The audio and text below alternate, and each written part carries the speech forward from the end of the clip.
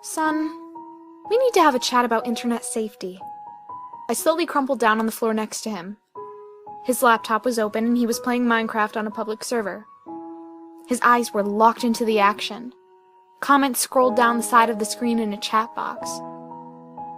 Son, can you stop your game for a minute? He exited the world, closed the laptop, and looked up at me. Dad, is this going to be another cheesy, scary story? What? I faked hurt my feelings for a second and then grinned at him. I thought you liked my cautionary tales. He grew up listening to my stories about children who encountered witches, ghosts, werewolves, and trolls. Like many generations of parents, I use scary stories to reinforce morals and teach lessons about safety. Single dads like me should use all the parenting tools at their disposal. He scrunched his face a little. They were fine when I was 6, but now that I'm getting older, they don't really scare me anymore. They seem kind of silly.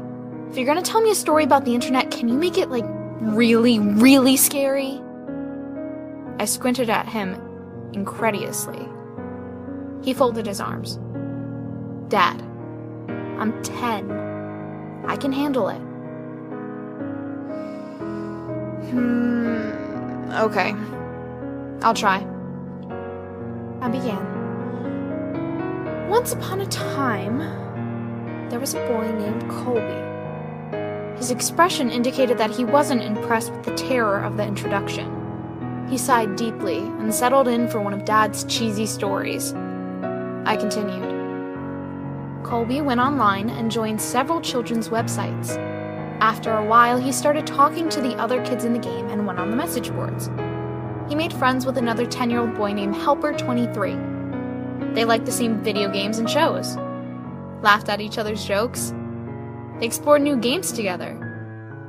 After several months of friendship, Colby gave Helper23 6 diamonds in a game that they were playing.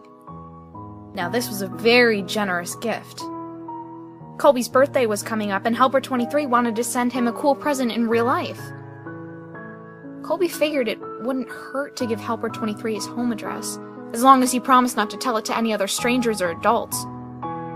Helper23 swore that he would not tell anyone else, not even his own parents, and set about mailing the package. I paused at the story and asked my son, "Do you think that was a good idea?" "No," he said, shaking his head vigorously. In spite of himself, he was getting into it. Well, neither did Colby. Colby felt guilty about giving away his home address, and his guilt began to grow. And grow. By the time he put on his pajamas the next night, his guilt and fear were larger than anything else in his entire life. He resolved to admit the truth to his parents.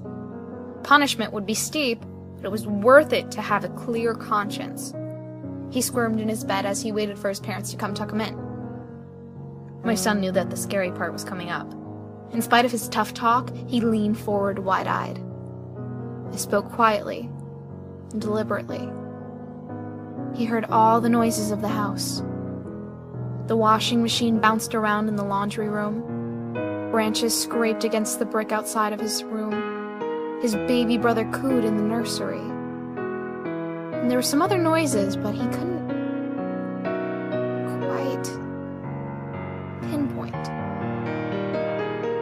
Finally, his dad's footsteps echoed down the hall. "Hey, Dad," he called out nervously. "I have something to tell you."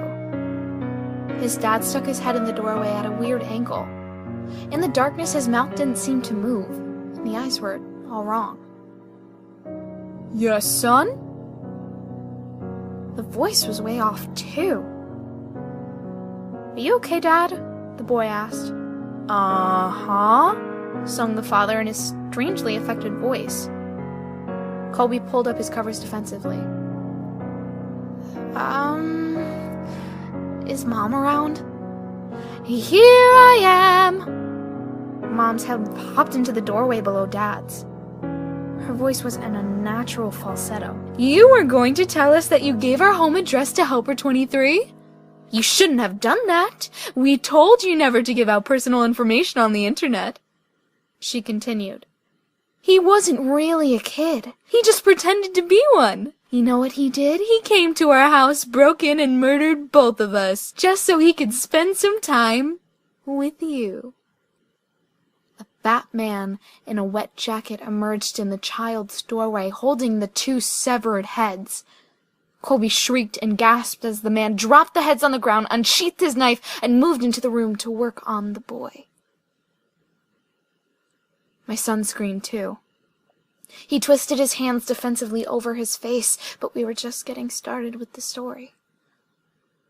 After several hours, the boy was almost dead, and his screams had become whimpers.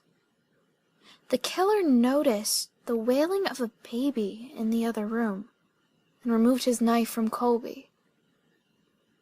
This was a special treat. He had never murdered a baby before, and he was excited about the prospect.